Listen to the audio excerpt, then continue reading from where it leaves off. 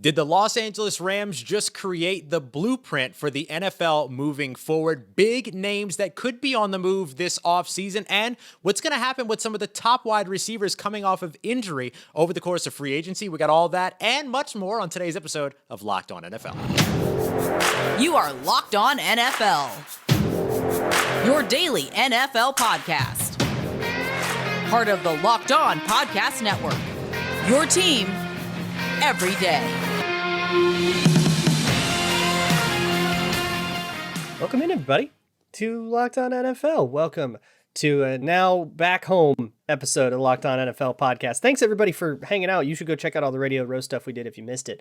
It's Tuesday. That means you got me, Luke Braun, at Luke Braun NFL. You have Ross Jackson at Ross Jackson NOLA. Thank you for making Locked On NFL your first listen of the day every single day.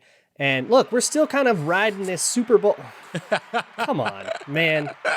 We can't be this kind of. Had to get one in there. Look, all right. Well, you get one. That's my one. I'm going to complain about the rest of them. All right, so we're still riding on this Super Bowl high. We're riding with the Rams, right? Coming off of their win over the Bengals. And we have to have this discussion, right? They went as all in gets. Yeah.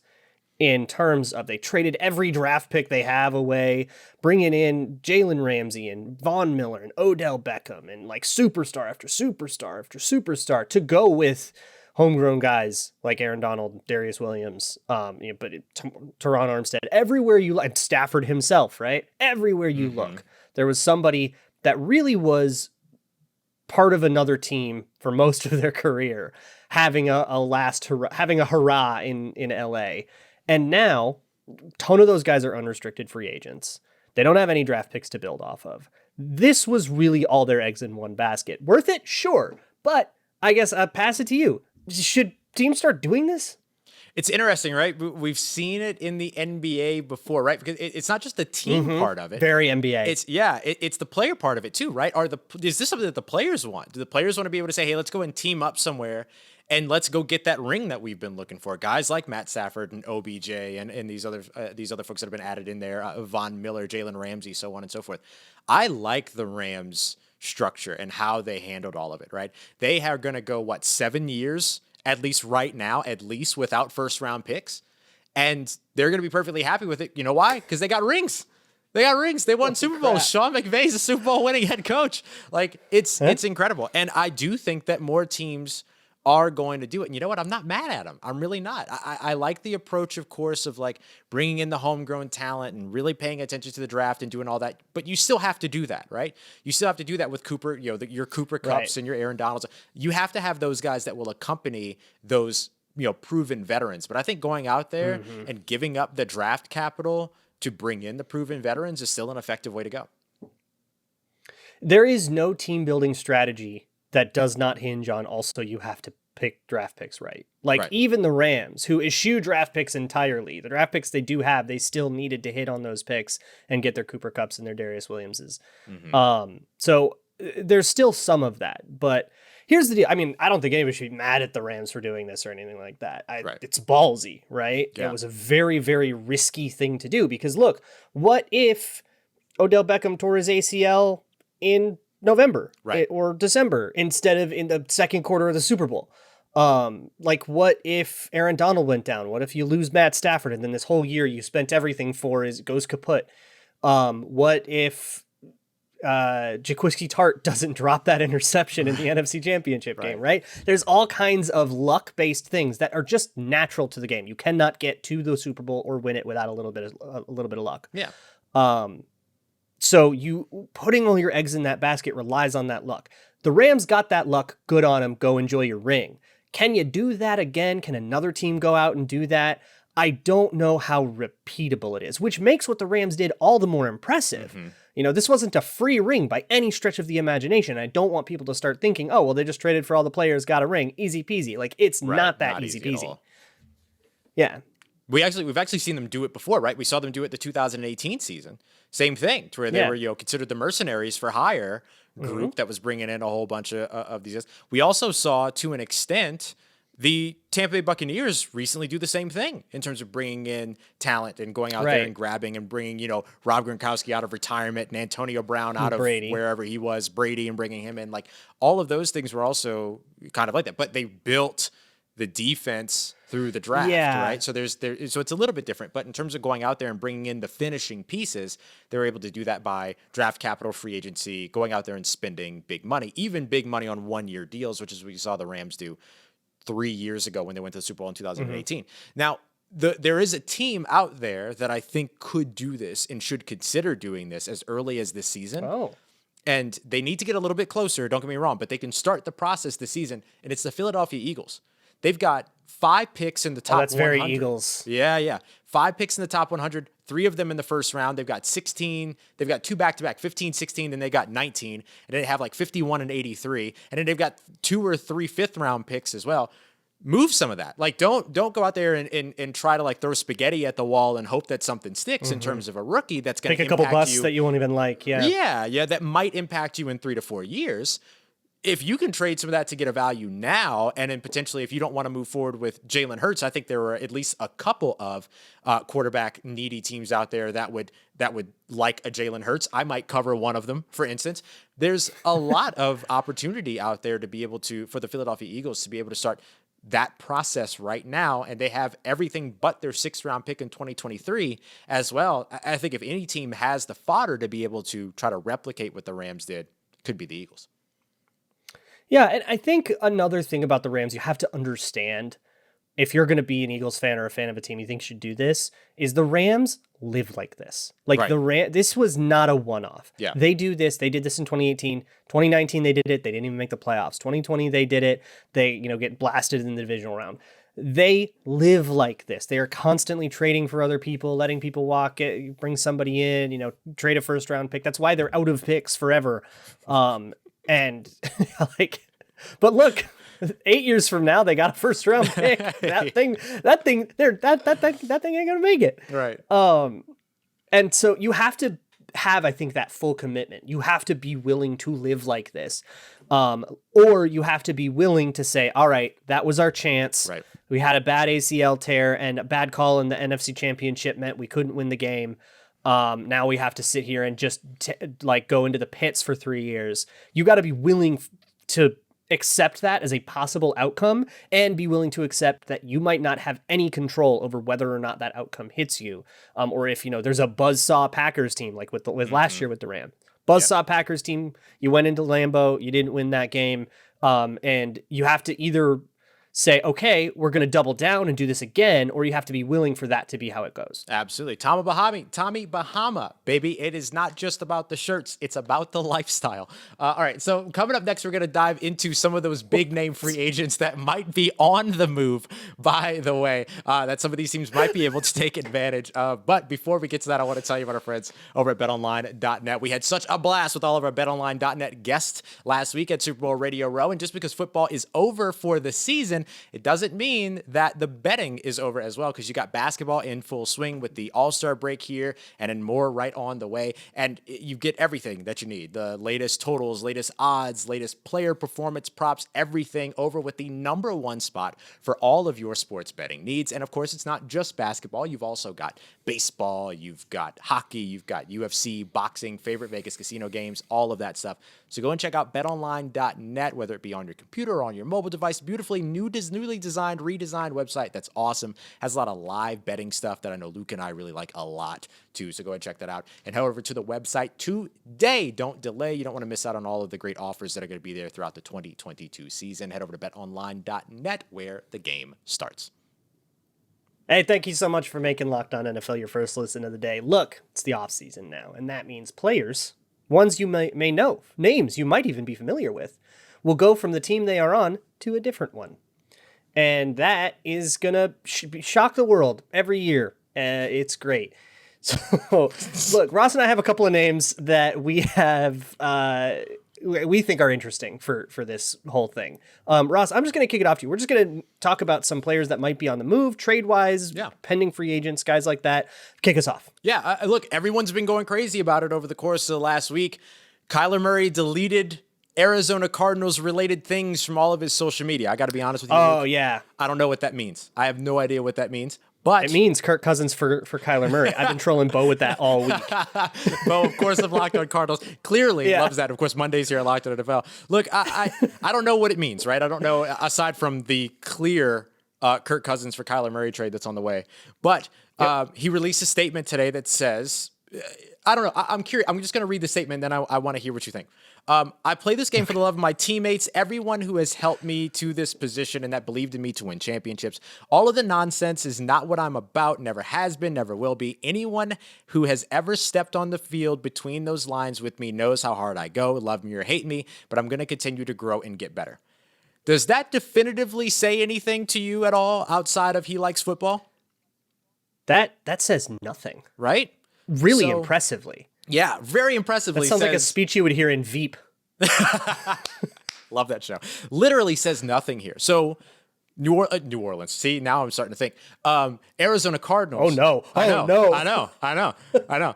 Arizona Cardinals quarterback Kyler Murray could potentially be on the move this offseason. I think a lot of teams would go nuts for a guy like Kyler Murray. He's a modern day quarterback. He's able to run the RPOs that everybody is, trying to find ways to incorporate and everything. I think that he would be a really interesting one if he does go on the move. We don't know that he is, right? There's no definitive thing here saying that there is. There's no definitive thing in this statement saying that he isn't either. So we'll see what happens, but definitely a name to watch this offseason.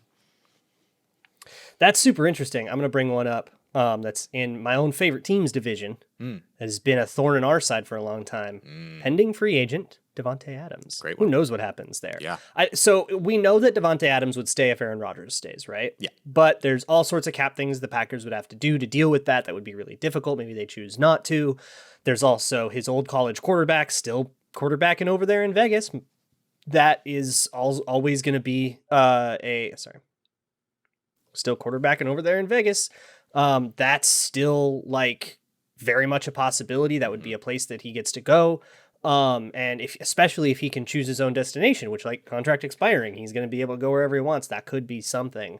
That I have to imagine if he does hit the market in earnest, he is the top target for everybody. Yeah. Oh, for sure. For sure. There's absolutely no doubt about that, whether you're a wide receiver hungry team or not. Let's jump over to the defensive side.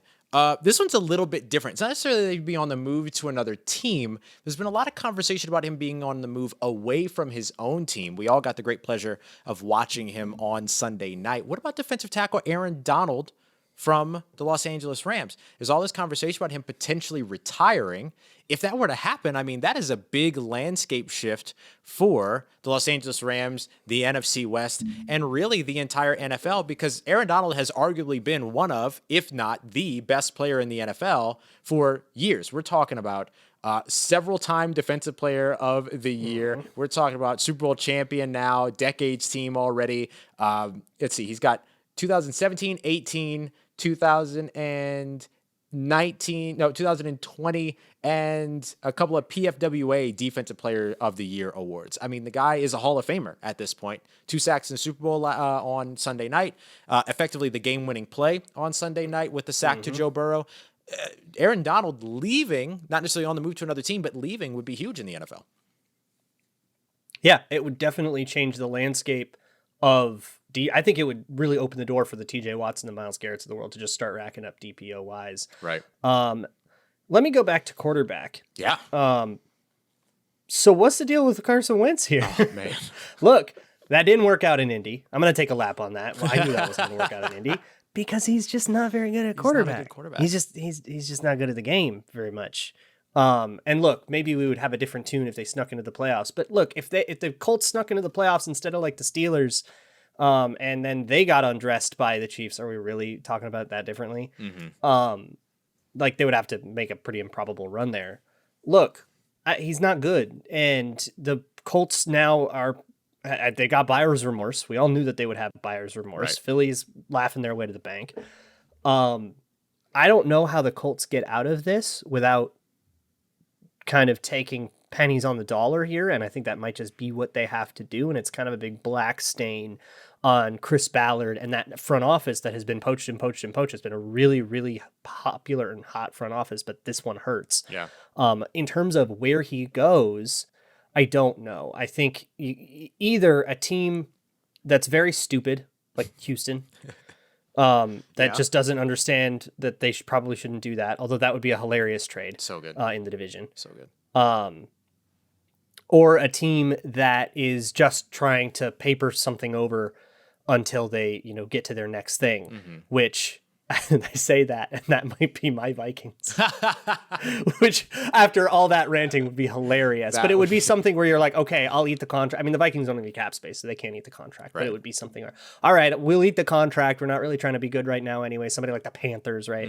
Is it, we're not really trying to be that good. So, or we're kind of in like a rebuilding mode anyway. So we'll eat the contract, take draft picks or something like that, do the Osweiler thing. I'm not sure if Indy has to Osweiler him. But it's a really rough spot for Indy, and it's going to be a difficult offseason, I think, for them to get out from under it if they are indeed as dissatisfied with Wentz as reports say. Yeah, $28.3 million next year, 28.3 next year, 28.1 the year after that, and over 20 in 2020. Disgusting.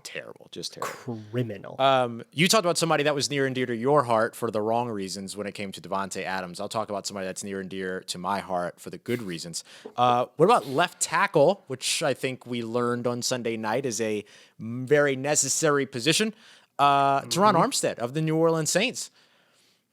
It's going to be tough for the New Orleans Saints to hang on to him, and there's ways to do it. They could potentially, extend him to knock down his short-term spending, but then do you want to commit to him longer when he's been dealing with the injuries, things like that? So he might be on the move. But if he lands with the right team, a Cincinnati Bengals who could outright make him the highest paid left tackle in the NFL because of how much money they have and don't usually spend, but now they see how close they are to a Super Bowl, that they're an offensive line away from a Super Bowl. Who would have thunk? And then you also look at other teams like the Jacksonville Jaguars. I know Tony Wiggins, Locked on Jags, has teased me constantly about Teron Armstead going to New Orleans, and so amongst other things because it's Tony. And so I think that there's a lot of different landing spots for a guy of Teron Armstead's ability as a fantastic pass protector, as a phenomenal run blocker, and as a very, very athletic piece on the offensive line at probably your second most important position on a football team. He could be somebody that ends up getting bank this offseason if he hits the market. I love that. I love the Rams somehow finding a way to make that happen. Oh yeah, go from Whitworth to Armstead. That'd be really nice. Yeah, it just feels very Ramsey. All right, I got one more for you. I want to head back to the defensive side of the ball. Big time hero for the Buffalo Bills. Been there for forever through some of the bad times and a lot of the good times. Jerry Hughes, pending free agent. Now, I kind of feel like the Bills find a way here. Yeah. And he doesn't hit the market, or he doesn't hit it in earnest. But if he does hit the market in earnest, that could be like a really huge get for somebody, and he would get a payday. Yeah, big time. Yeah, I think finding a way to keep him in Buffalo makes sense, right? They seem to be pretty loyal to their guys, and that's kind of the model that they're following.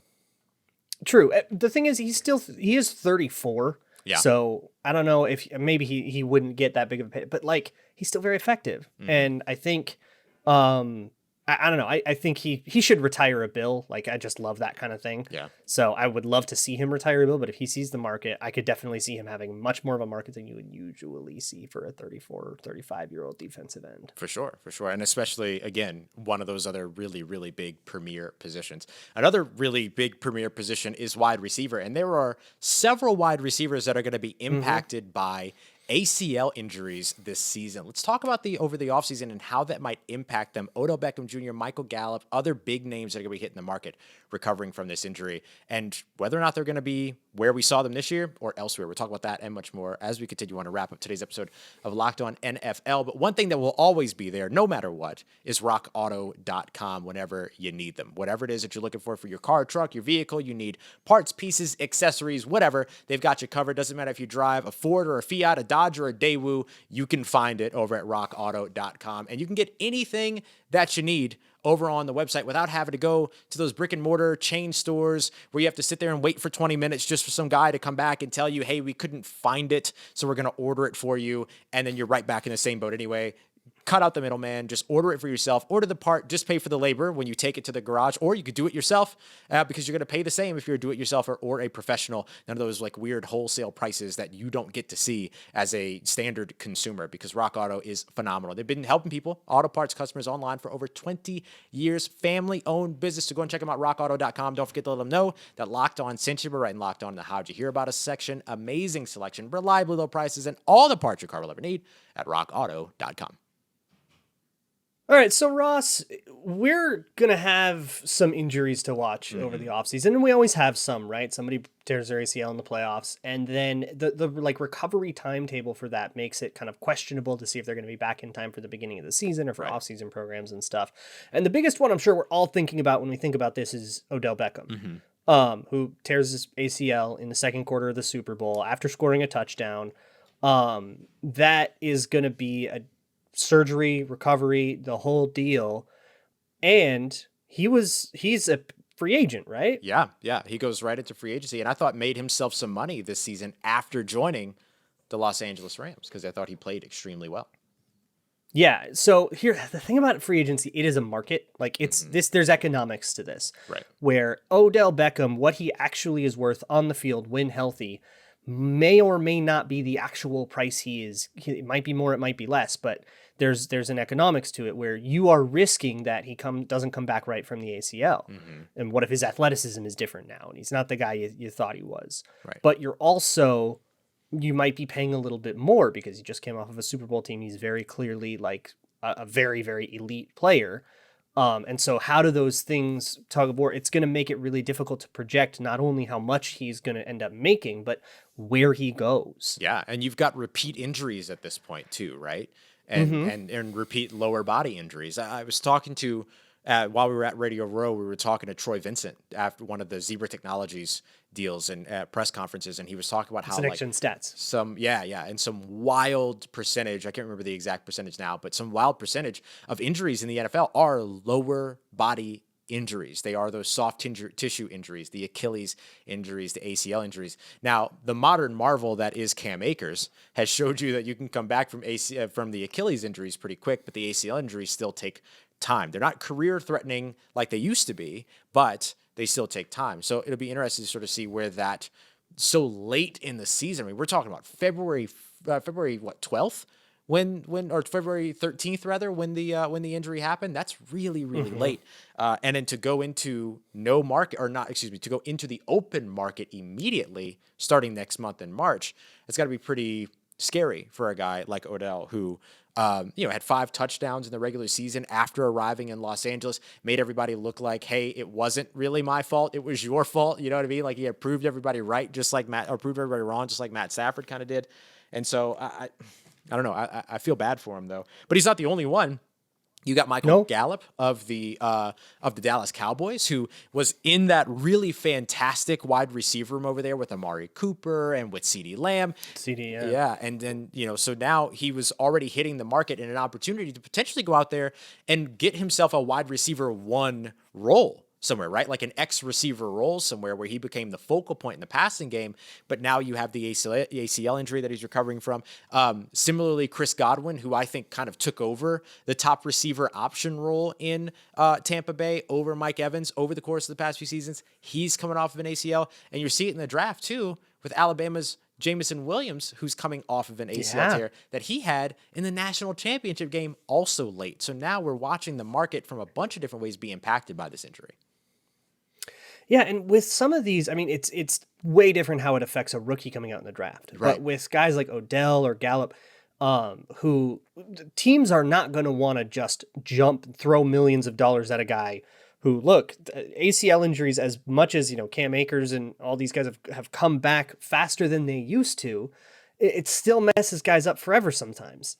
And you just don't know how bad the injury is unless you can actually get in there and get more information than is... And you just don't know how bad that injury is unless you can get in there and get like more information than is reasonable to expect that you're going to have to make this decision with. So what's going to probably happen with a lot of these guys is they're not going to get signed on March 16th when the league year turns over. They're going to get signed in July, when Right. they have proven, when there's at least a video out there of them working out, when they run a 3-cone and you can tell their athleticism isn't different, and they can send data to teams and stuff, when they can really, teams are going to wait until Odell Beckham's back before they pay Odell Beckham. Right. And by that point, he might still be able to make a really big contract if somebody's got the cap space for it. But if he wants to keep, ring chasing, if he wants to find a contender, that contender might not have that cap space. And that is how Odell Beckham's going to end up on some team for $5 million somehow. And we're all going to be going, oh my goodness, how did that happen? But again, that's just the economics of the market.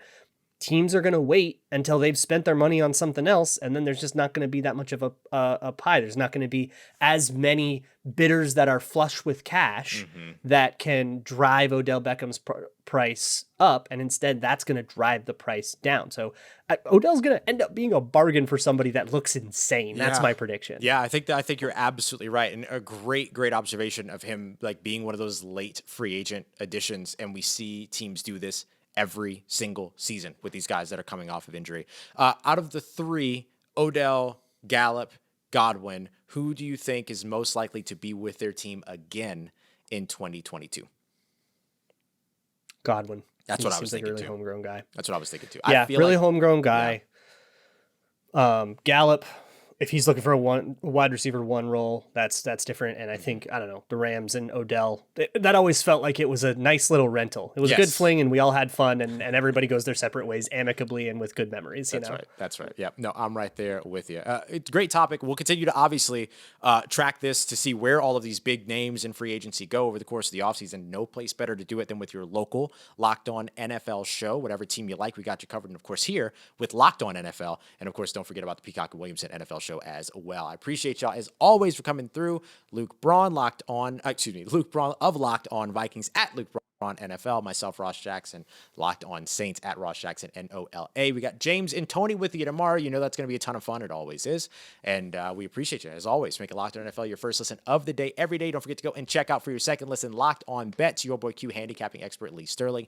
Make yourself some money now that the basketball season is coming up to All-Star Game, all that good stuff. You just got through betting Christmas. Let's call the All-Star Game like betting Thanksgiving or something. We'll have some fun with it. We appreciate y'all as betting always. Memorial Day. That's right. Yeah, yes, exactly.